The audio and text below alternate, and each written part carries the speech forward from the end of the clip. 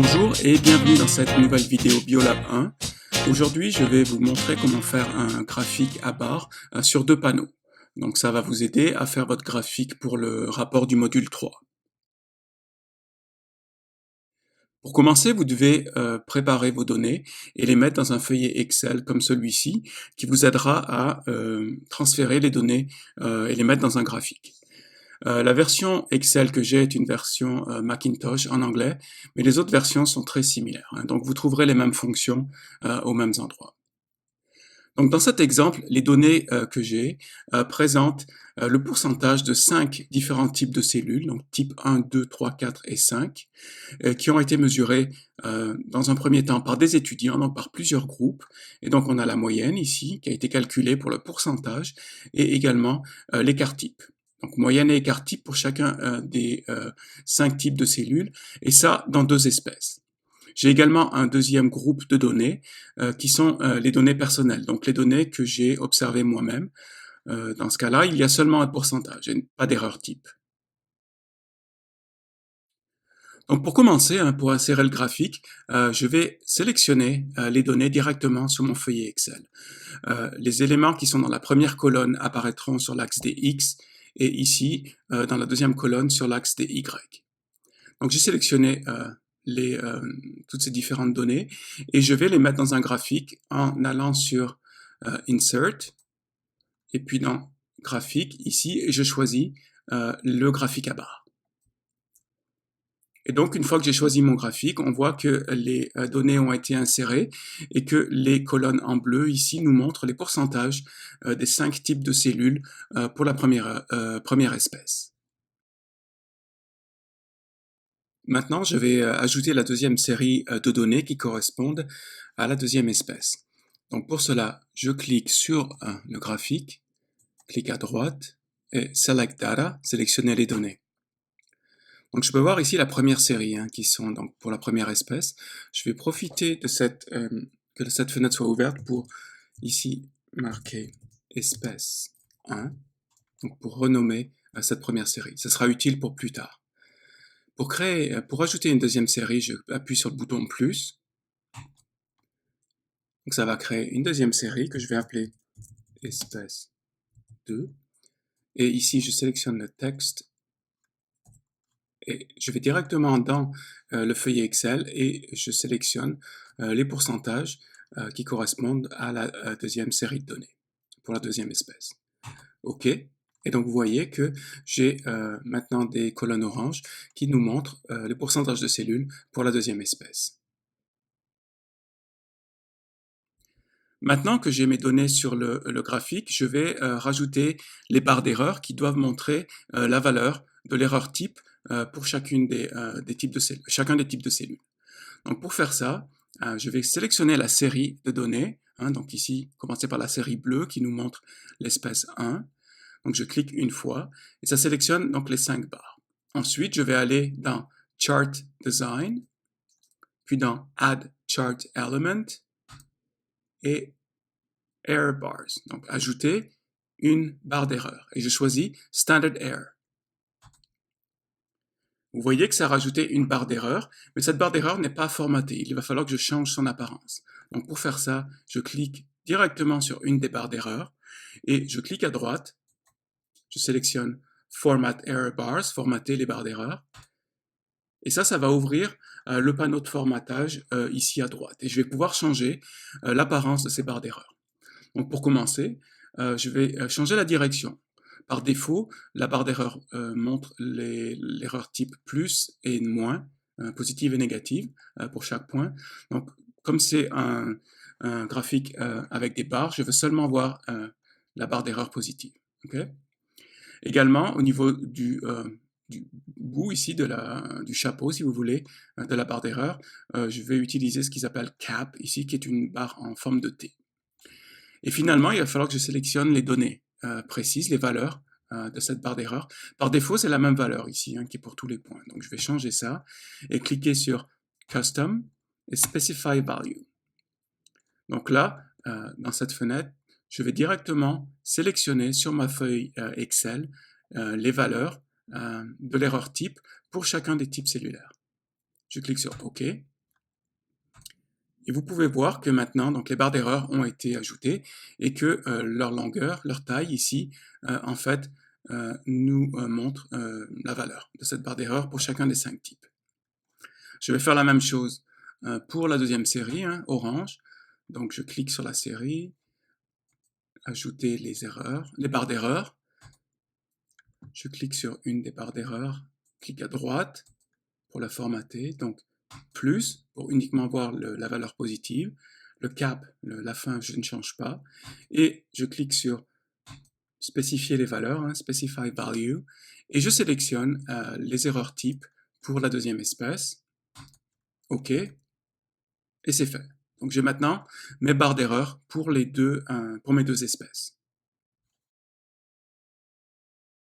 Maintenant, j'ai toutes les données sur mon graphique. Il va seulement falloir que je change le format pour que ce graphique corresponde au format que j'attends pour un graphique qui sera publié dans un journal scientifique. Hein. Donc ce format est particulier.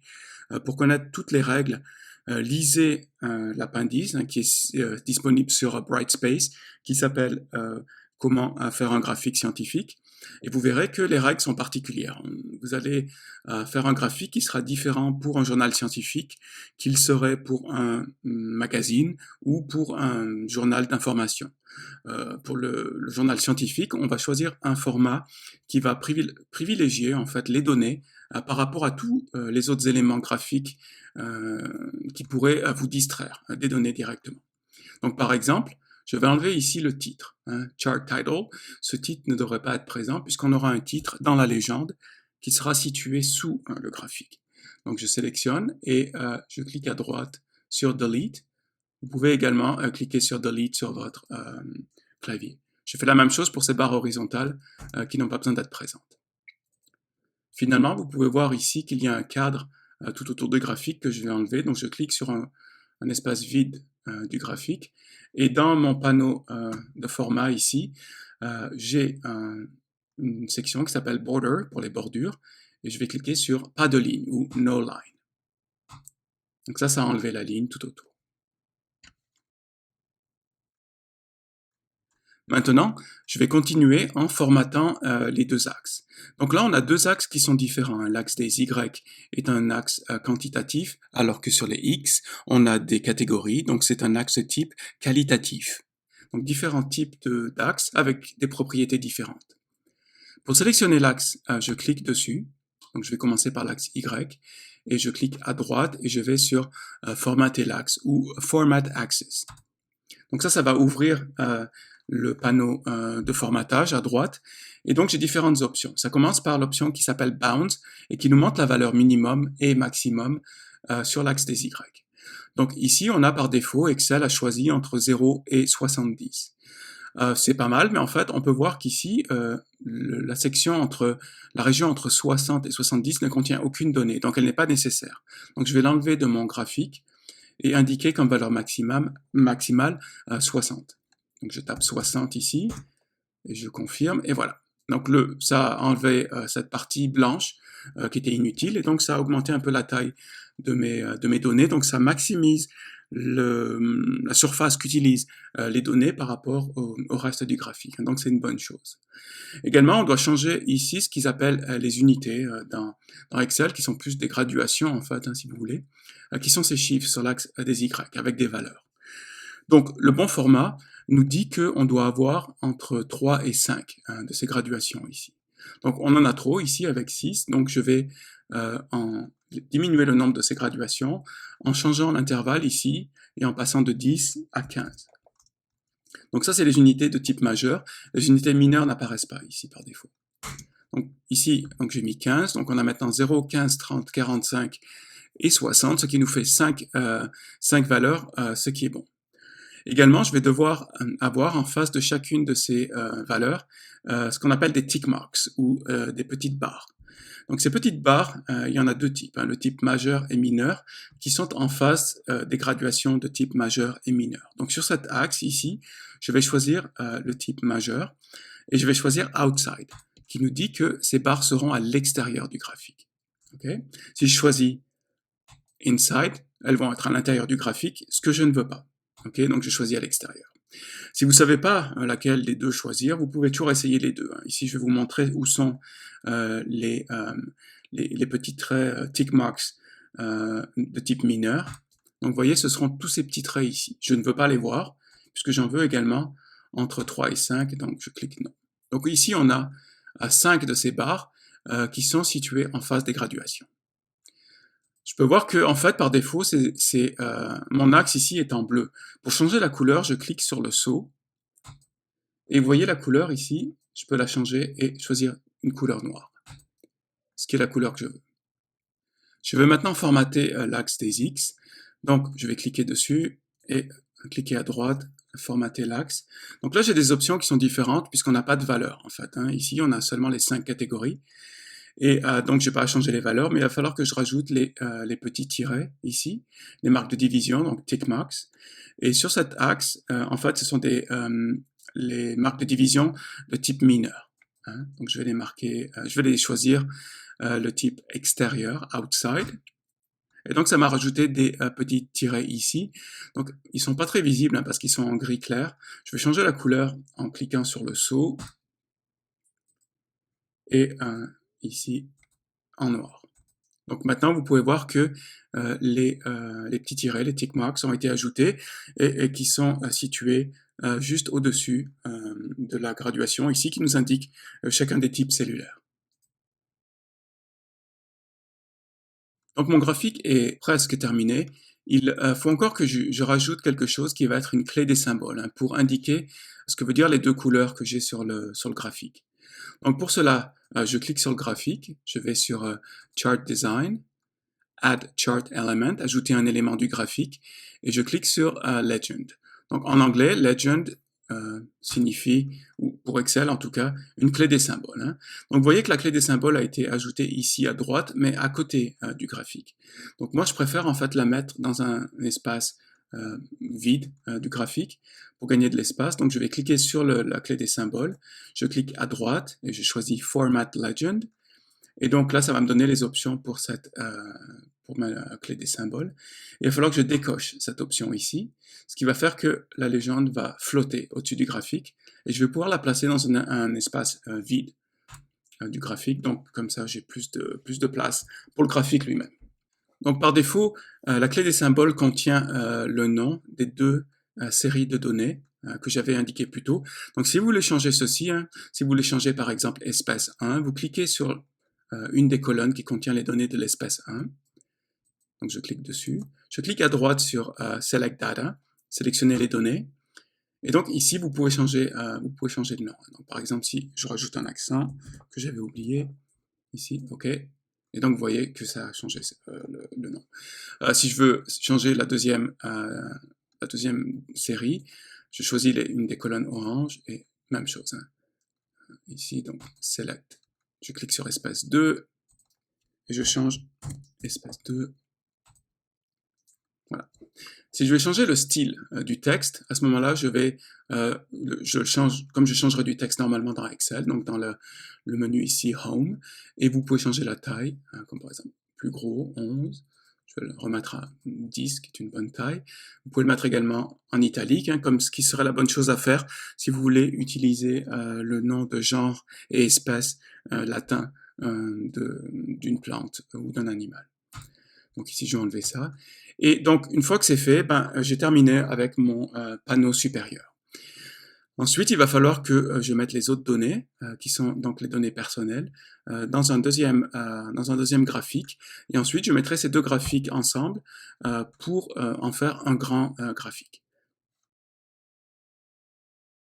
Je vais suivre exactement le même processus pour créer le panneau inférieur, qui sera un deuxième graphique à barres contenant les données personnelles. Donc je commence par la première espèce, je sélectionne les types et les pourcentages, je vais sur Insert, je choisis le type de graphique, graphique à barres. Donc ça m'a créé le graphique avec les données de la première espèce. Je vais sélectionner les données pour la deuxième espèce, donc je clique sur le graphique, sélectionner les données, je crée une nouvelle série, donc la série 2, donc je vais choisir les valeurs Y, voilà, j'ai sélectionné les pourcentages, OK, Et ça m'ajoute donc la deuxième série en orange. Je vais continuer, donc il n'y a pas de barre d'erreur hein, sur ce graphique, donc je vais enlever le titre, delete, les barres horizontales, delete. Je vais changer l'axe Y, donc ici les valeurs hein, devront être les mêmes qu'en haut, donc je vais choisir valeur maximum 60, donc c'est bon. Il faut que je change ici les unités et les mettre tous les 15. Donc c'est bon, 1, 2, 3, 4, 5. Et rajouter les petites barres tick marks, les barres de division de type majeur que je mets à l'extérieur. Je change la couleur, donc c'est noir. C'est bon. Ensuite, l'axe des X, même chose. Donc je rajoute les tick marks donc à l'extérieur, type mineur hein, pour cet axe. Et je les mets noirs. Donc les deux axes sont formatés. Ce qu'il va falloir que je fasse maintenant, c'est ajouter une étiquette en bas, en dessous de l'axe X. Sur les graphiques à deux panneaux, l'étiquette pour l'axe des X sera uniquement sur le panneau du bas. Donc pour faire ceci, je vais cliquer sur le graphique, Chart Design, ajouter un élément, et je vais ajouter ce qu'ils appellent un Axis Title, un titre de l'axe, sur l'axe horizontal. Donc voilà, et je mets ici un type, au pluriel, de cellules. Parce que ça montre les 5 types de cellules. Donc c'est rajouté. Donc quand j'ai rajouté en fait cette étiquette, ça a légèrement bougé mon échelle. Vous voyez que maintenant j'ai plus la même échelle ici. Donc je vais bouger un petit peu comme ceci. Je vais agrandir mon cadre en tirant sur cette poignée. Si c'est pas exactement au millimètre la même chose, c'est pas grave, mais là vous voyez, en fait c'est la même chose. Et maintenant, donc mon graphique est terminé. Je n'ai plus en fait qu'à enlever la bordure, donc border, pas de ligne, et voilà. Donc mes deux panneaux sont terminés. Donc il ne me reste plus qu'à mettre ces deux panneaux ensemble et les assembler pour en fait prétendre que c'est un seul graphique qui contient deux panneaux. Donc il y a plusieurs façons de faire ça. Hein. Moi je préfère faire ceci, l'assemblage dans Word, dans Microsoft Word. Je trouve que c'est plus facile. Donc ce que je fais, je sélectionne le panneau supérieur, je le copie dans Excel et je vais dans un fichier Word qui est vide. Et donc je fais un paste, un coller de mon graphique. Donc il apparaît exactement de la même façon. Hein. Et ensuite je fais la même chose avec le panneau du bas. Donc copier et dans Word, coller. Donc voilà, les deux panneaux sont dans Word. Maintenant, en fait, je vais juste déplacer un petit peu le panneau du bas et le placer plus haut. Donc, je vais cliquer sur le panneau du bas, comme ceci. Et pour pouvoir le déplacer plus facilement avec les flèches sur mon clavier, en fait, il faut aller dans Word sur Layout et choisir Wrap Text et In Front of Text. C'est un peu technique, mais bon, c'est un bon truc ici pour pouvoir déplacer, vous voyez, le panneau comme ça avec les flèches du clavier. Comme ça, je vais zoomer un peu plus. Vous voyez, je vais le monter jusqu'à ce que j'aille au niveau des graduations. Parce que je ne veux pas les cacher. OK? Maintenant, ce qu'il faut que je fasse, c'est faire une ligne ici pour juste prétendre que, en fait, l'axe des Y est commun entre les deux panneaux. Donc, je vais zoomer encore un peu plus ici. Donc, voilà. Et je vais donc juste rajouter une ligne. Donc, je vais sur Insérer, une forme, donc Insert, Shapes, et je choisis une ligne. Je vais tracer une ligne. Donc, je maintiens la touche Shift, OK, majuscule ici, pour être sûr que ma ligne est bien droite. Voilà, donc la ligne est là, mais elle est bleue. Donc je vais cliquer sur ma ligne, je clique à droite et je vais sur Format Shape. Et ça va ouvrir un panneau ici qui est similaire au panneau dans Excel. Hein. Et là, je vais changer la couleur de la ligne, donc je vais la mettre noire. Et également Width, qui est l'épaisseur, je vais le mettre 0,75, qui est la même épaisseur que l'axe. Ok, et donc je peux la bouger ici, et vous voyez que c'est parfaitement aligné, donc je peux retourner à 100%, et donc mes deux panneaux sont exactement alignés. Donc j'ai quasiment terminé. La dernière chose qui me reste à faire est de rajouter, je vais zoomer un petit peu plus, ici une étiquette à droite pour l'étiquette de l'axe des Y. Donc vous inquiétez pas ici si à certains, quand vous zoomez, parfois l'alignement ici n'est pas parfait, hein, mais ce qui est nécessaire, c'est qu'à 100%, vous voyez que l'alignement est parfait entre les deux panneaux et la ligne, et il n'y aura pas de problème. Donc je vais rajouter une étiquette ici pour l'axe des Y, donc je vais faire ça avec une boîte de texte, donc je rajoute une boîte de texte ou text box, je vais la mettre dessous, et je tape un pourcentage de cellules. Je peux rajouter le symbole du pourcent. C'est pas une unité, hein, ce symbole, mais vous pouvez le rajouter. C'est pas nécessaire, hein, c'est pas obligatoire. Vous pouvez le mettre. Je vais enlever ça parce que c'est du français. Voilà.